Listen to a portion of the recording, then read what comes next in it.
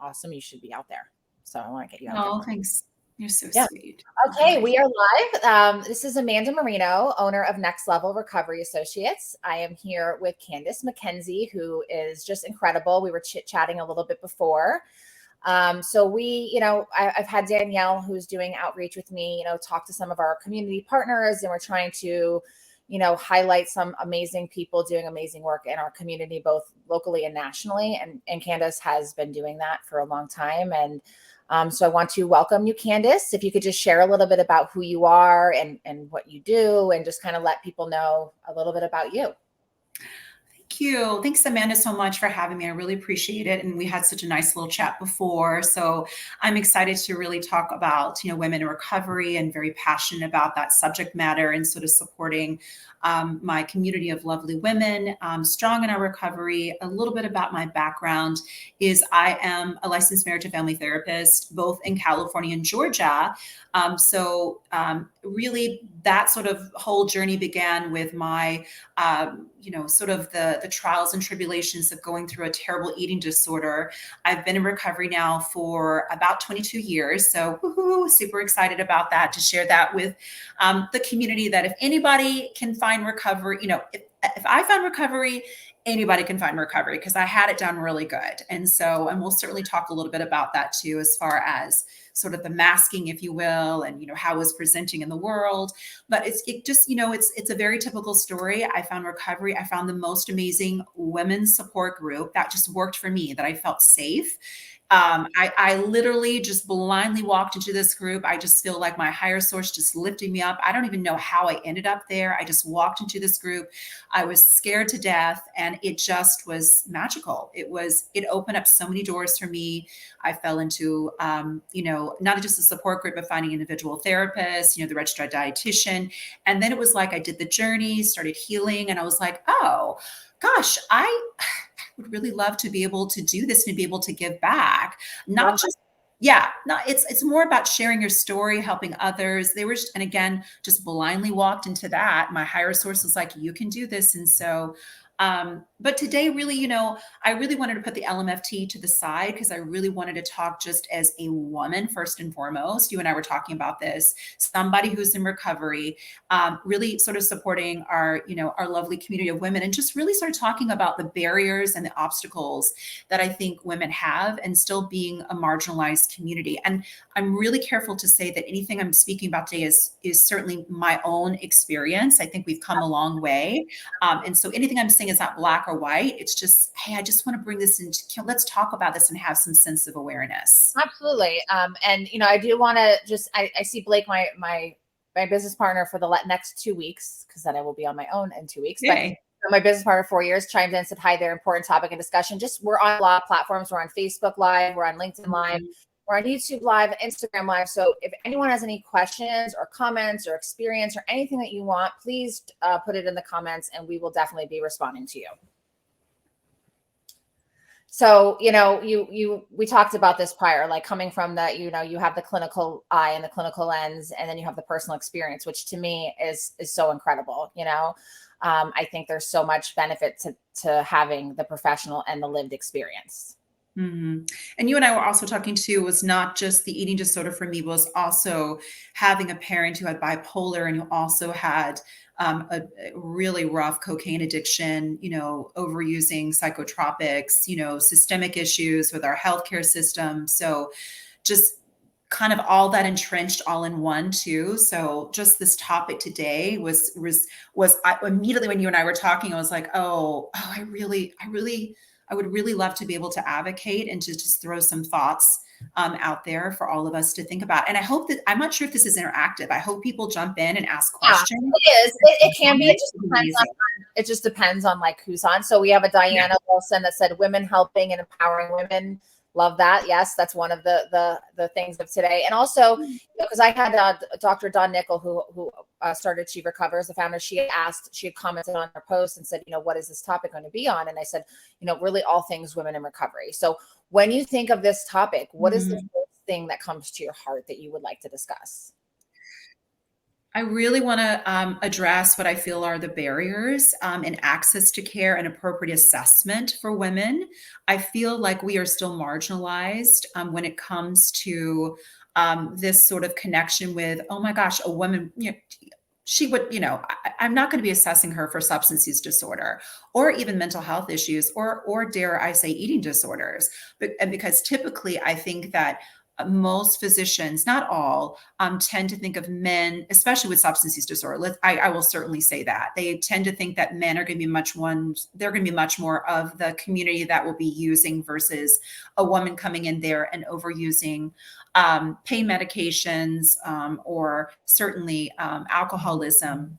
Yes. And so that's something I would just really want to address. And again, not marginalizing, I'm not saying everybody. I'm just saying put a thought into it that if you have a client that's walking into, your office or your facility, that you're fully doing that full biopsychosocial, and you're really, if something's coming up for you, then finding a way to ask those questions. We all know on those sort of informed consents, like, how many alcoholic beverages are you using illicit drugs. We kind of see that on those informed consents when you go to physician, but also like asking. And if there's a certain sort of presentation, asking that instead of making an assumption, and also having the awareness that it's not what you say, it's how you say it. And so I do think that there's something to be said for looking at shame and judgment as a top tier issue, I feel like, when it comes to our community. And I just feel like that you and I were talking about, like, Yes. it's certainly in my societal norms and I'm from the South too. So, how I was brought up was to be small, and to be small, not only in stature, not only in, how it presented in this world, but also emotionally and my emotional intelligence to be small, that my worth was so much about how I could be elegant and stay below the radar, how I could look pretty and be perfect and always smiling and always bubbling. And that certainly played into my eating disorder for so many years, where when you and I were talking before, I had it done really good. I was a great actress. I knew how to wear baggy clothes. I kind of knew how to just say, no, everything is fine. I'm not really hungry. I ate a big meal before. It's been a very stressful week. I'm doing XYZ. Maybe that's why I'm not looking, I'm looking extra frazzled. So, You played that small part under the radar, like you were conditioned to, very well. yes. Yeah. And yeah. Yeah. We So, have and I also, Steph is saying hello. She said, hugs to you, fabulous lady. Thank you for joining forces. yay. Oh, that's sweet. I really appreciate that. Thank you so much. Yeah, but I feel like you and I were talking about the assessment is really important too, as well, to address kind of not only what's going on in their history, their family history too is important to know. Sometimes they'll ask that, but to really sort of address that as well, as far as what was going on, with your family, your family of origin. Was there family addiction? Was there family eating disorder? Was there mental health issues? What's currently going on for you? What are some life transitions that are happening for you right now? In the life transitions, this was something else I feel like it's important when it relates to female identifying or women clients who are identifying as women also too, is that transitional time. And dare I say menopause, which no one really addresses. Yeah. Transitional times as a woman, and there's so many things that we go through that aren't talked about. Yes. Right? All of those hormonal things, and the one you just said, the unspoken. Yeah. I feel like that is so dismissed by many physicians. And also, I think even as a clinician, I was never really trained on how to support that. Like, how do I support that other than validation? What does that look like? What does that feel like? And I don't think unless you've been through it, you really have an understanding of what happens. It's an out of body experience. I mean, my personal experience was I didn't feel in my body anymore. My body just, it just stopped working the way it worked before. Just the way I could regulate myself, was completely different. The hills and the valleys of just crying for, no reason whatsoever. And I started to think when I was going through that, oh my goodness, like other women that are going through this. And then also, the transition when you go through that, if you've had children, the children have left the home, right? Your identity is a big part of this, of recovery for women, right? Like my identity has changed. What I've known to be was as a homemaker and bringing up children and being a good wife. And then now that no one needs me as they used to have needed me previously before, right? Things have changed. My identity has changed. Who am I in this world? What have I done in my life? What is my purpose? I feel like, when you get into your 40s and 50s and certainly 60s, you kind of get into this developmental stage of looking back in this life review of like, oh my gosh, my whole life has been about taking care of other people. Where was I in the equation? I had an awakening right before I turned 40, a Yeah. spiritual, everyone, a lot of people questioned if I was having a nervous breakdown or a midlife crisis of some Mhm. sort. I didn't identify that with that at all. I had an Mhm. awakening of, oh my God, this is why I have one life to live. Like, how do I want to continue living it in the next portion of it, Yeah. and Yeah. everything shifted and changed. And it's honestly since that has continued to change. So I'm just hanging on for the ride. Yeah. Dana Carroll here says the world views hormones as weakness.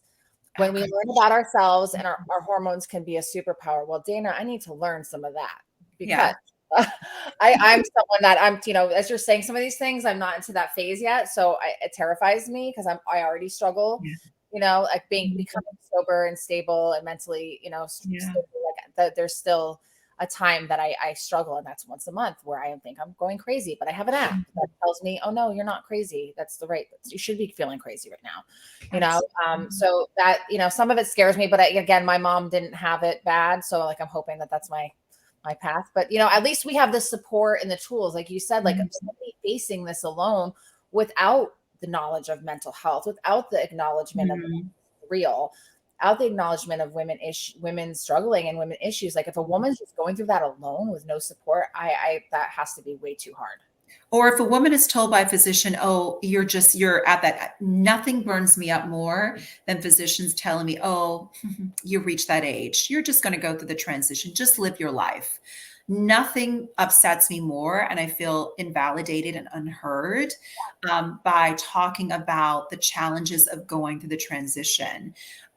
It, you know, it brings up not just your body is foreign to you, it also brings up the reminder daily that our lives are in a parentheses. And when I say that, it's just, oh, I'm not a spring chicken anymore, right? I actually I have a parentheses. And so there's going to be aging that's going to happen. And okay, so what's the work I need to do now? Because I think a lot of the work too for women with menopause, and also if you're in recovery, whatever that is, mental health, eating disorder, substance use, is recognizing, okay, what do I need to do to be able to sort of sit and manage? Of course, grieve. There's the grieving process. I feel like that's important, but also to recognize, okay, this wave is going to come. How do I move through this wave versus panicking, shutting down, not reaching out to my community, joining some Facebook groups, finding a better, no offense.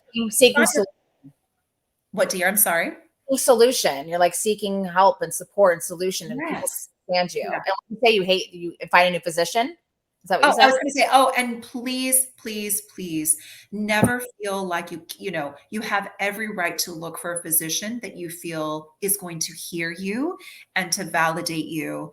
And you can, and listen, I feel like it's your body. You have a right to be anxious about your body. You have a right to share your emotions and your feelings and your fears, and for the doctor to sit and to receive that and to try to offer some solutions. That's number one. And Absolutely. the number two, quickly, the last thing I'll say about that too as well is what I found with menopause, and hopefully this will help women in recovery, is that the more I did the work as far as to sit with the emotions and that I'm going to get through it, it's going to be a transition. I'm not going to have the solution's not going to happen overnight. I'm going to have to try different types of hormones over the count. I'm going to try homeopathic. I'm going to try different things. It's Yeah. not going to happen overnight. Just Right. as we do as we're going through recovery, the transition and going through that is not going to happen overnight. So Or how, or any yes. transition for that matter. Like, I've gone through divorces, breakups. My business partner and I are Mm, parting ways in a very loving way and he's following a new passion. But like, Mhm. it's a whole new era. It's anything like this. There's no going to be, I'm going to instantly feel like safe, supported, secure, know the answers, like none of that. Everything takes time and feeling through. Right. I'm a feeler through. I'm a feeler talker about her. Like, everything affects me on a deeply heart level, much Mhm. more than the average bear, I've learned, but I'm okay with that, you know? So Yeah. I feel like any of these transitions, like they're like, I don't have experience with the one you're sharing, but I just relate it so much to all of the life changes I've experienced as a Mhm. woman, as a mother, as a Mhm. woman in recovery, that I relate to, that Mhm. there's no quick fix. It's the Yeah. feeling through and finding help, you know? And I think that as women, we put so much pressure on ourselves to be champions when it comes to going through transitions. Let's even forget menopause, just the transition of maybe getting through your year of recovery. My goodness, how challenging and difficult. It's not Recovery is not for the faint of heart for anyone. It is not for the faint of heart. Anybody that is willing to step up and to just walk into that and just to take it day by day, you are a freaking warrior. Great. Period. I don't care what anyone says. Yes. So yeah, Agreed. I feel Great. like we go ahead. Mhm. Oh no, there's a few. Can you see the comments or do you, because I I can't. don't. I'm sorry, I don't see the comments. I'll read them because there's a few good ones. So we have Good. Melanie Knight who from LinkedIn who said Yeah. this is one of my biggest issues and our middle to older adult women clients. Later life Mhm. issues are so important to recognize and address. Um, do you have anything you want to share on that before I continue? Uh, yeah. We'll go Yes, on I comment. do. Oh, yes, I do. I just do. I'm 54, so I just turned 54. So for me, I do. It's made me feel very unhinged, where I feel like my age group is the forgotten community. I do. I felt forgotten, sort of going through menopause. I've had some medical stuff happen with my eyes that I had been dismissed before to say, oh, it's you're getting older. You're just getting older. Just live life and just get through it. That I found that so offensive when it feels really scary for me to have to go through these medical changes. Mhm. Um, oh, like your back is hurting, your body's doing this, you're getting older. Like that feels very dismissive to me. And I do feel that the choices are much narrower too as you get older for finding good supportive care that you feel heard, especially if you're utilizing, I'm so sorry to say, we understand how insurance works too as well. So that becomes a big issue for me that, I'm willing to do private pay to be able to get the care that I need. But what do people do if they can't afford that? And they're stuck with this healthcare system that's, that limits you from getting the best care that you deserve. It infuriates me. So Yes. in speaking about women recovery, we were talking about that access to care is thinking about not just about the aging community to not aging, but let's just say seasoned. We'll say more seasoned community is what we're going to say now. We don't say aging anymore. Mature, we say seasoned is the word we're going to use. Experienced. You have like More experienced, wiser community, more wiser. But I also feel like for women, it's the thought around access to care. Sometimes for women, they're in relationships so they don't have access to finances. Sometimes also too, there's childcare issues that we have to think about too as well.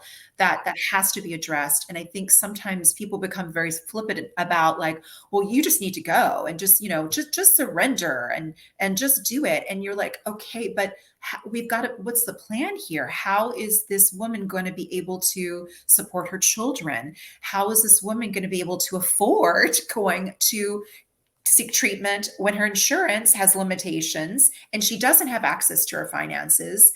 Or, as you know, too, if you're working with any type of, and when I say domestic violence, that goes both ways. I've seen it both with men and women. So I'm not marginal for any men joining here.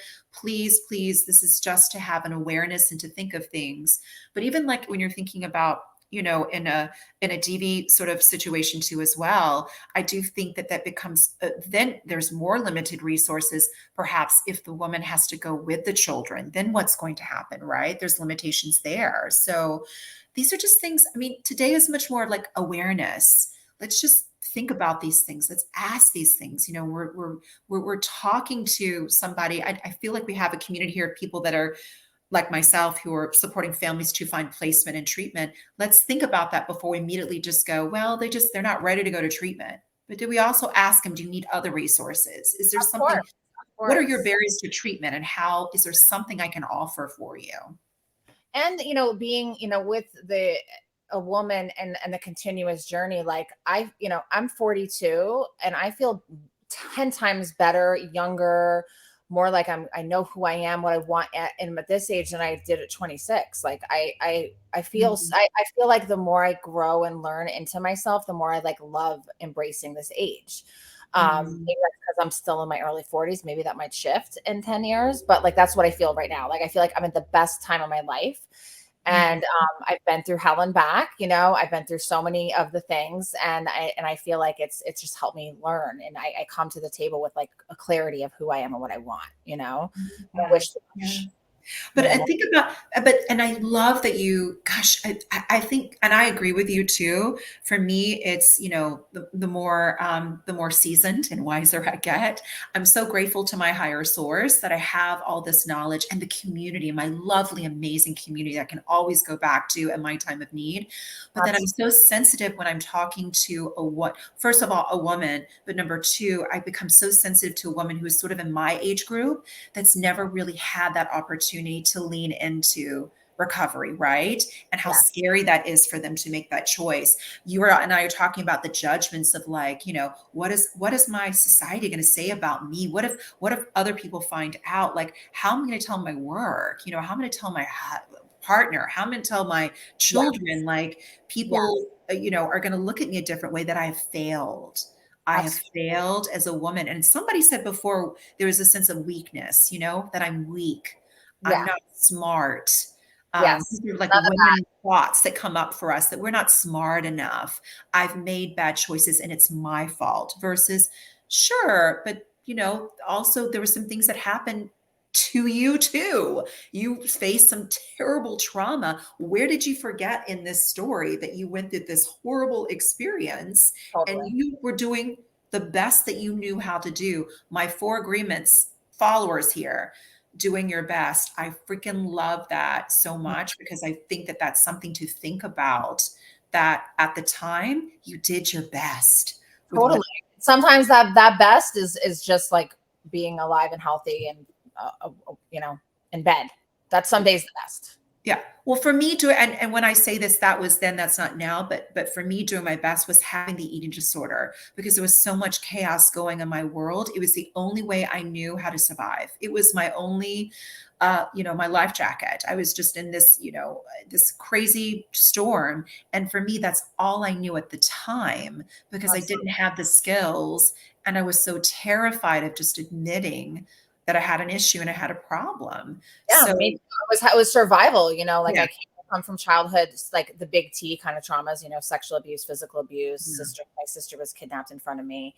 So I've gone through like all these things from 4 to 7. So of Yeah. course I turned to stealing things when I was a teenager to get outside myself, and then drugs. And then, in recovery for 9 years, then I started to have body issues I never had on my whole life, like eating disorder Mhm. body. And I was so ashamed. I was fine with telling you I was in recovery from drugs and alcohol. I was fine with telling you I was mentally unstable for a period of time and had all this trauma, but I was so ashamed of that eating disorder part. Mhm.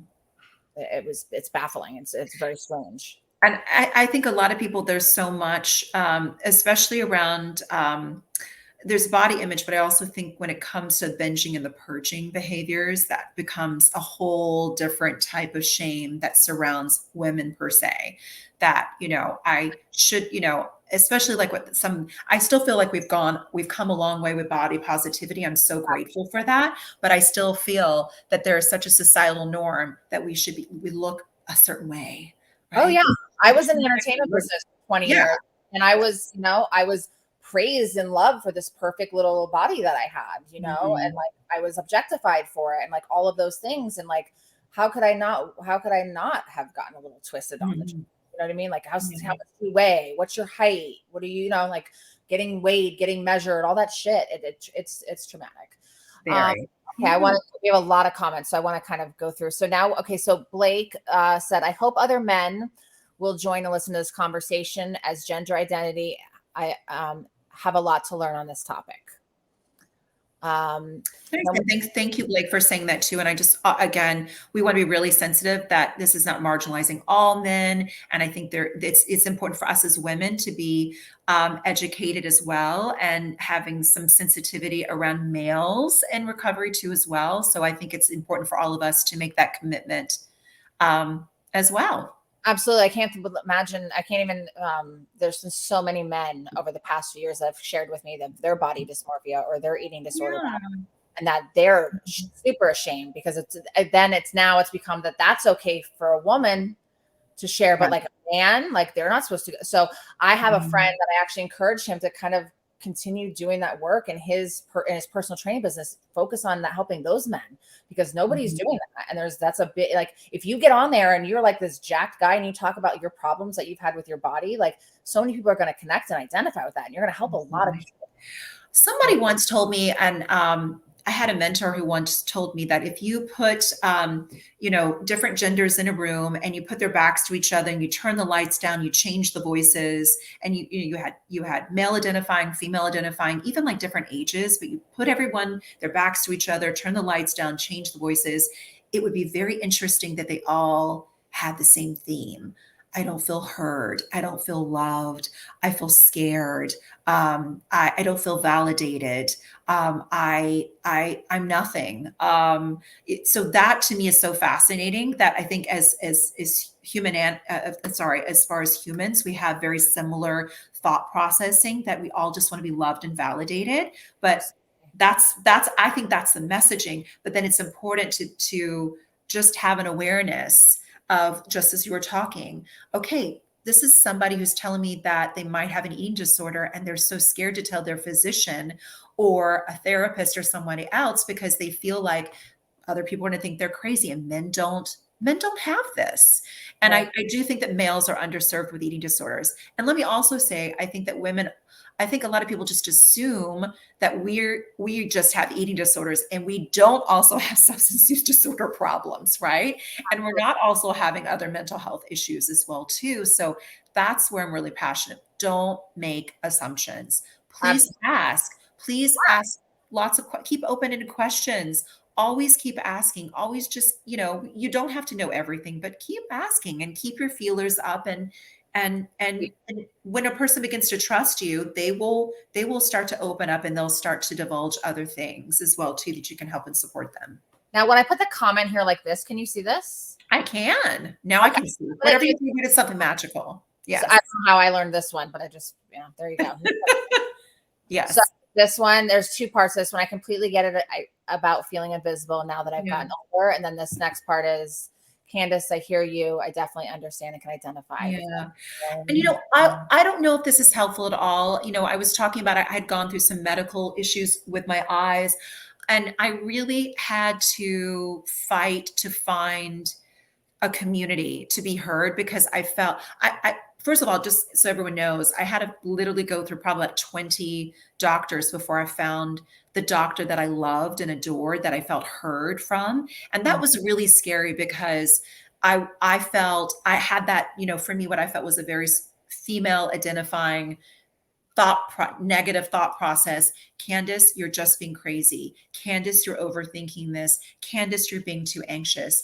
I can't tell you how I was just holding on for dear life, because my body was saying something is not right. This is not the right person for you. Something feels off. Just keep trying. You're going to find your community. You're going to find that physician. So I found the physician that I loved. And then, honestly, by default, you and I were talking, thank God for technology. I found two amazing Facebook support groups. Love And that. so I know that there are a ton of support groups out here for more seasoned women, if you will, going through menopause, going through life transition. I'm dealing with aging parents. Oh, let's talk about that. Aging parents. That when you become more seasoned and become more wiser, that's a life transition that sometimes, as a woman, not always, it's the expectation that we're going to take care of the parents, right? Because we're the caregivers, right? And we have that maternal nature, right? And we're the soft ones, and we're going to sort of do all that and the pressures of that. So I found an amazing Facebook support group for that too as well. So maybe afterwards I can find some specific groups, but my encouragement would be, Share them in with the links after, that would be awesome. And I'm kind of in a place where like I have, my 11-year-old daughter, an 18-year-old son, and then I also have, an older mom. My mom's not older, but she has some things and needs some support. So I'm kind of in this middle place where like I have a lot of stuff going on, but then I'm being pulled in those directions, and a lot is expected of me in both directions as well. Mm-hmm. Okay, so here, how do you support yourself during an eating disorder? What type of insights? I know that's so broad, but Oh, it's if such a you can scratch a surface for yes. For me and my healing, and I love this, for me, what I found so meaningful was really leaning into my eating disorder as my inner child. Instead of telling my eating disorder, you are bad, that I need to get rid of you, you're ruining my life. It's so much of my work was, oh my God, my eating disorder is my inner child that didn't feel safe, that didn't feel heard, that didn't feel validated, that was really scared to stretch and to grow and to take risks because of fear of failure. Uh, the inner child who was completely exhausted because they were trying so hard to be perfect and doing so many things throughout the day. So it was really sort of having very intentional conversations with my eating disorder, AKA my inner child. What do you need right now to feel safe? What do you feel right now to feel loved and feel heard? Because for me, I was restrictive. And I did do some purging too as well, and over exercising, but to restrict meant that I felt safe and in control, because the smaller that I kept my body, the more I felt I was in control of how I looked and appeared in the world, that I had it together, and that, I could show that I was attractive. And if I was attractive, then I was going to have worth in this world. And so what I found was that's a fleeting and exhausting sort of, action, if you will, and value system. So asking your inner child, what does it need to feel safe? Honoring your eating disorder instead of blaming and shaming your eating disorder, honoring it, like really having in-depth conversations with your eating disorder, journaling, sitting, putting it in a chair, visualizing and saying, hey, I understand why you came around. You had this, very chaotic family. You had, a father who was very loving, but had, bipolar and a system that was so broken, where he was so over medicated, also had a cocaine addiction. That household was very chaotic. Of course, you would have an eating disorder. So finding forgiveness, talking to the inner child. And then the last thing I'll say is I was very, very fortunate that I found a really amazing, safe women's support group. And I found that therapist and the registered dietitian. So it's hard to find, but I tell people just keep looking and keep working. Yeah, I think a great place to start, Yeah. if somebody is just looking for help, is finding someone who specializes in Yeah. as a background in eating disorder, such as a therapist, and then, Mhm. if there are additional things needed besides, the support group, the therapy, the dietitian, like you do need to go to a residential stint, that there's definitely no shame in that either. Mhm. There are wonderful eating disorder programs, all over, that can meet you at whatever level you need as well. So it's a very customized thing, just like with any, I think, mental health, with substance use. I think it's really a personal journey, and there's so many directions you can go. Okay, we're gonna go to our next one. Okay. Hormones and menopause is brutal. I thought I was losing it with the fatigue, brain fog, and vision. I finally got a blood test. I used my experience to get this message to my clients. I should have been put in a cage during that time of the month. There was so much shame around. Indian women are sent to the red tent for a reason. Women are called crazy when they are emotional. Oh my goodness. That's Thank you. heavy.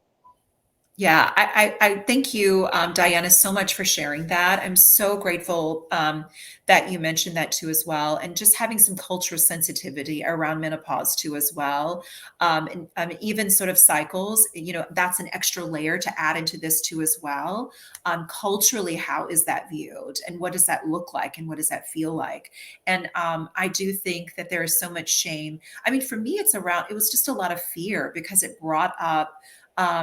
I can't control my body. Like, what's happening? I can't control my emotions. Like, I am so tired. What is wrong? I'm so exhausted, and I can't. I honestly, guys, I thought maybe I need to get tested for like dementia here because like I'm being so forgetful now that and I'm not that type of person. Right. It was so And you're beating yourself um for that. Oh my God, this is oh, not, it was what's wrong with me? yeah, so terrified. And I do agree, like I was like, oh, now I felt so anxious. It was such an out of body experience. But yeah, I do feel like that's a conversation we should definitely have in the mental health realm. And I say that's the umbrella for substance use, eating disorders, mental health. We don't talk about it. And I feel like we really need to have an awareness. And there is hope. There's certain sort of stages of things you can try. I'm not a physician, so I have to be really careful. So I always just say, certainly go to support groups, find a really fantastic GYN, or also sort of these places that have these hormones, sort of balance places that you can go to. But you can do homeopathic. Some people just want to do it naturally. That's great. I think a Right. lot of it's the emotional work too, as well. Okay, this is so exhausting and tough, but how do I lean into this instead of fearing that, it's the all or the nothing or personalizing it? Yeah, escaping too, like, oh, I can't deal with this. This is too much. Forget it. I'm not Yes. doing Yeah. it. Not a solution either. The avoidance. Yes, yeah.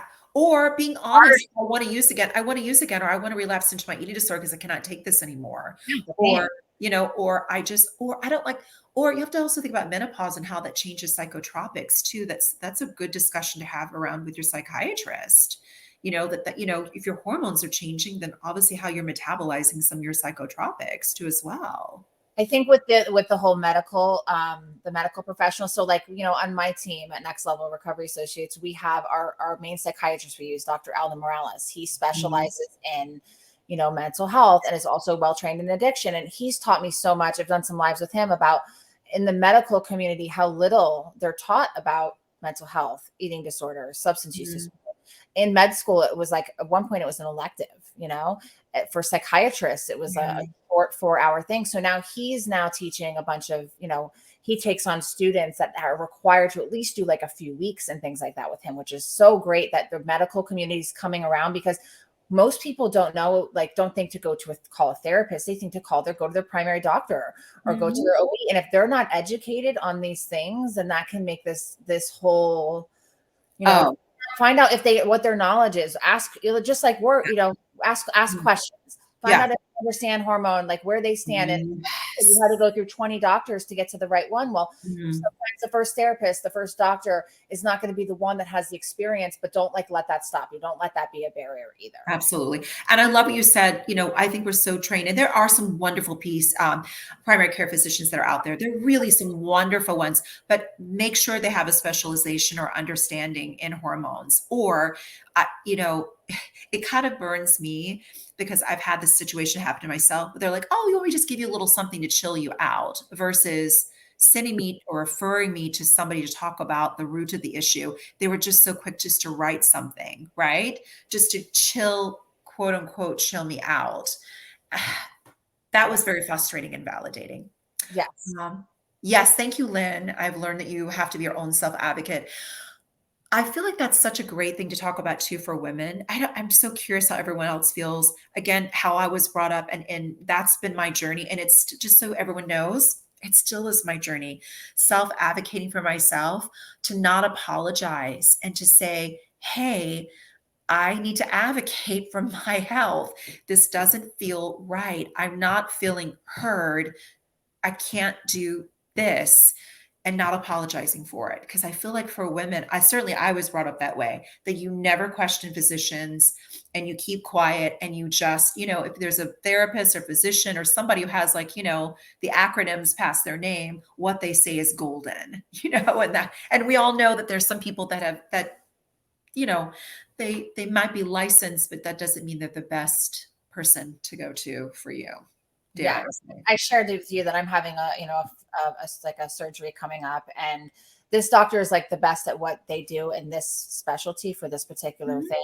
However, like when I went to this doctor, is not my normal doctor, but because they specialize in what I needed help in, I was told, like, because of like my symptoms and things, to remove my uterus. That was one of the main options. And I was like, that's not really, or to go on birth control at 42. Yeah. Like, I'm not going on birth control. I'm not removing my uterus. That's where my children live, unless you tell me there's something wrong with that. And I think, like, as you have shared this, I actually think that maybe after the surgery, I need to find a different doctor that can understand me better, because I feel like I haven't been fully heard, and it's extremely important that's not an option for me unless there's something wrong with any body part. No one's taking anything. Like, Yeah. and Good for you. I've had a whole grieving process around, coming to this age now where my son is 18, my daughter is 11. I always wanted another child, and I was going to freeze eggs about 2 years ago.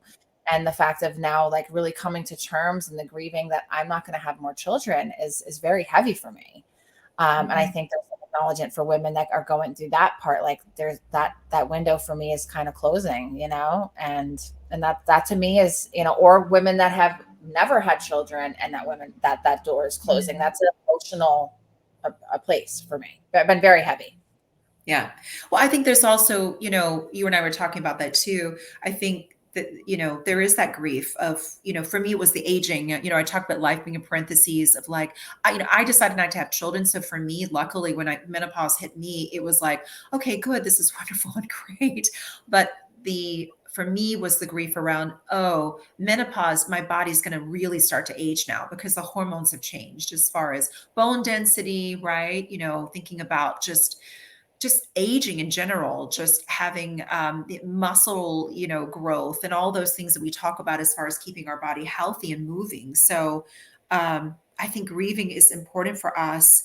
And in talking about advocacy, being able to share that too with a physician, right? To say, in this grief, for me, psychoeducation, giving me more information helps me through the grief process. But if you don't tell me anything, then I don't know, and it makes me more anxious. So I also want to be sensitive in advocacy here too for those that do have to utilize their insurance. I do understand those challenges of finding that perfect doctor that you feel heard when you have to utilize your insurance. And sometimes you get lucky and sometimes you don't. So, I certainly want to put out there, please try to advocate. If you have a physician you don't like, then call. I don't know if it's possible. Call your insurance company, get a freaking list, and just it's worth it. Yeah, it's work. It sucks for me because I had an insurance, and I had the best primary care doctor and the best OB forever. And then when I insurance changed, like this medical practice he treated he's on my Facebook, so you might see this, but Dr. Feliciano, he treats every patient like a concierge doctor. And that's what this is, an insurance-based practice. And after going to him, like, everyone's awful. And then after, like, the doctor that delivered my daughter, like, she would sit with me, her mannerisms, she would connect with me. She understood mental health. She understood recovery. Like, those kind of things, like, make the experience so much better. And I feel like right now I'm one of those people that's, like, kind of getting what I get because of my insurance, and it sucks. There's no comparison, but that doesn't I have to stay in this. There is, so like you said, the solution, it'll just take more work and more energy to find what I truly need again, Yeah, absolutely too as well. And I think that, the work for me is just reminding myself that this is my body, right? It's not their body. They may be saying something. This is my body. And I'm allowed to advocate. I'm allowed to search for the right physician. I'm allowed to find the care that I need. I'm allowed to make my own decisions about my body. And that was really hard for me just because I was brought up in such a different sort of lens with that and sort of belief system surrounding that. And I think that, that even to this day, I still feel like when I leave some physicians' offices, I've gotten better about this. I'm like, gosh, I hope I wasn't too much for them. I just hope I wasn't too much for them. But okay, but I felt like I was being kind. Was I kind? Yes, I was kind, but I also was advocating for my health, and I was very clear about what I needed. And luckily, I have, just like you, I have somebody I absolutely love and adore for my specific eye condition. So I got really, really, really fortunate for that. So you got fortunate, but you did the work. You went to so many doctors to get to doctors. It literally took, I will tell you, if this is helpful for these lovely, attendees today. I did what's known as a decision tree party. And I got this idea from a dear friend of mine. Her name is Jill Lewis. She had done a party before. And a decision tree party is if you have big decision to make and you need your community of women to help and support you.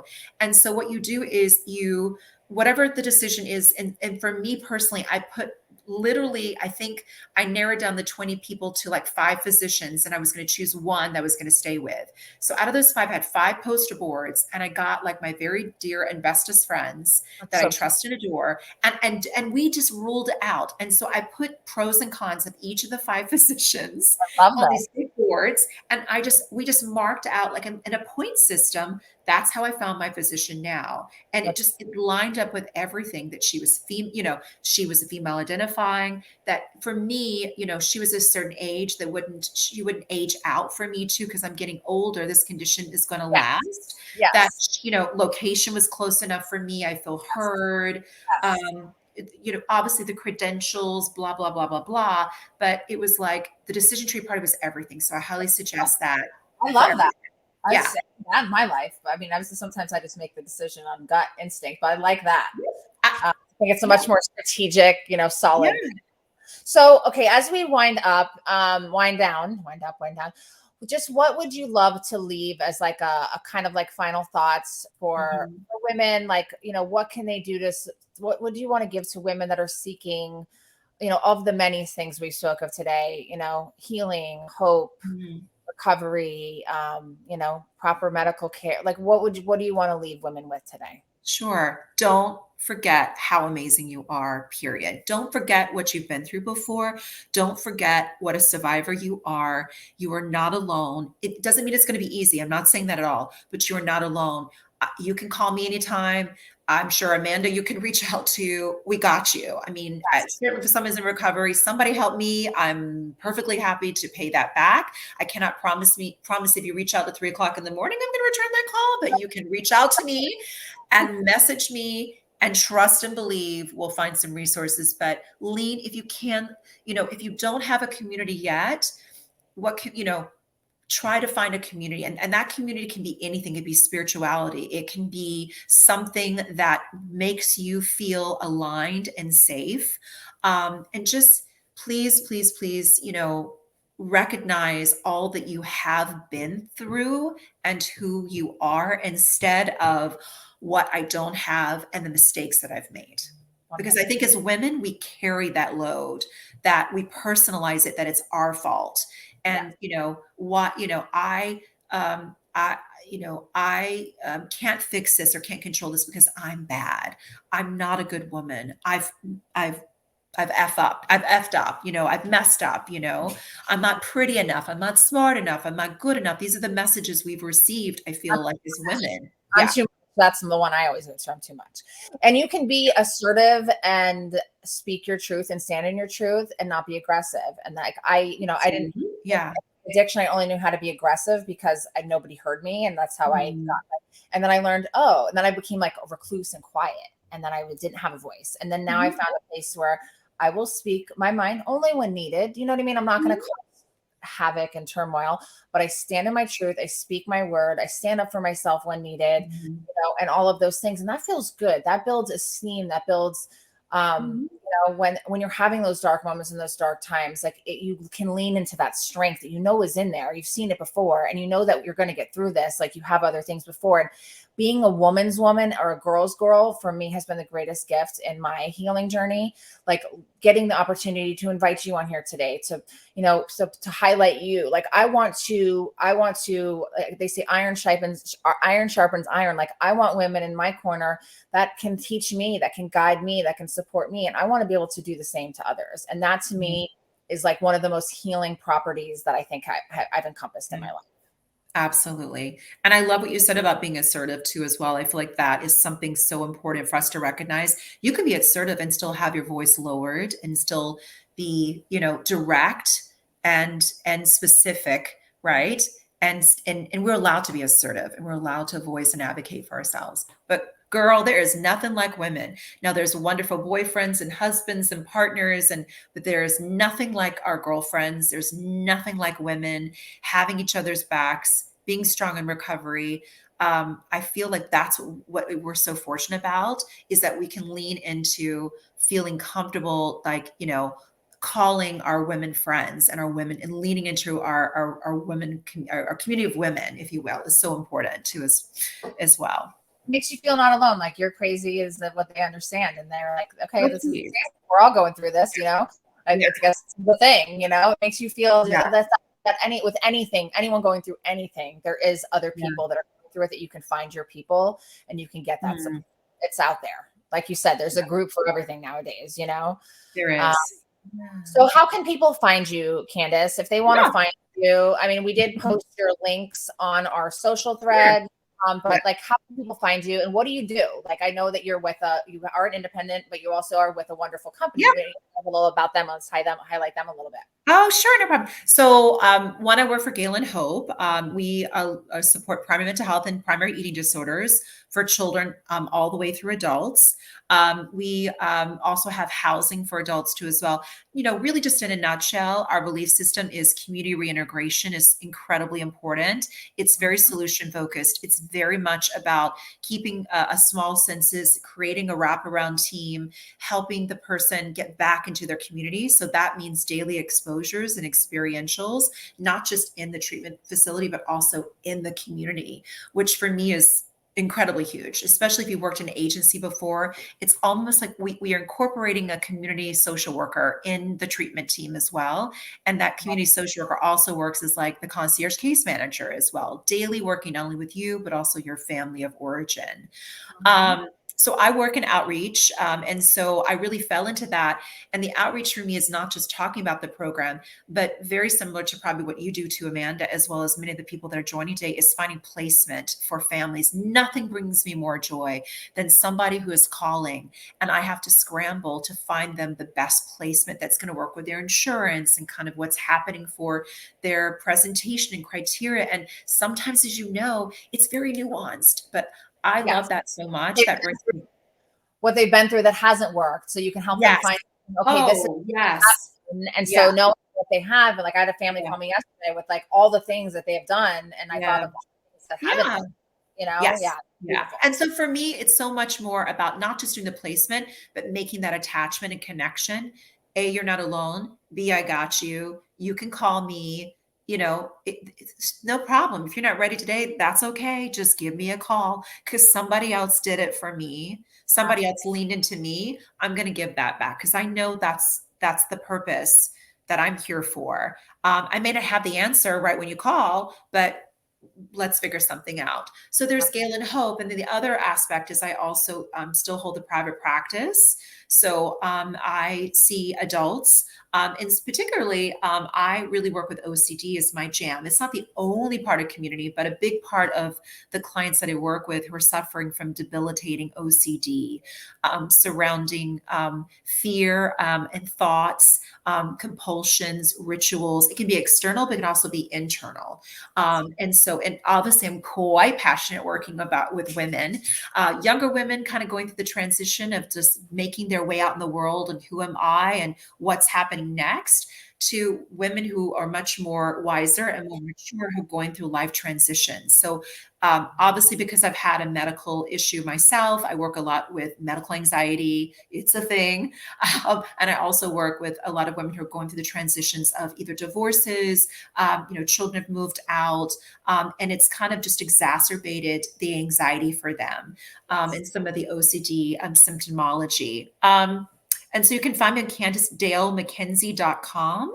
It's kind of a mouthful, so I'll say it again, CandaceDaleMckenzie.com. So, but you can find me via Facebook and Instagram, and a lot of the support that I offers there. I'm very evidence-based practice, but which may sound sort of this, but I really believe in solution focus. I'm really a big believer in let's do it. You're coming. It's not a boot camp, but let's get into it. Let's be really specific about what your goals are, and then let's try to work on that each time weekly, and having very specific skill sets for you, and homework and things to address, and so that you're moving forward.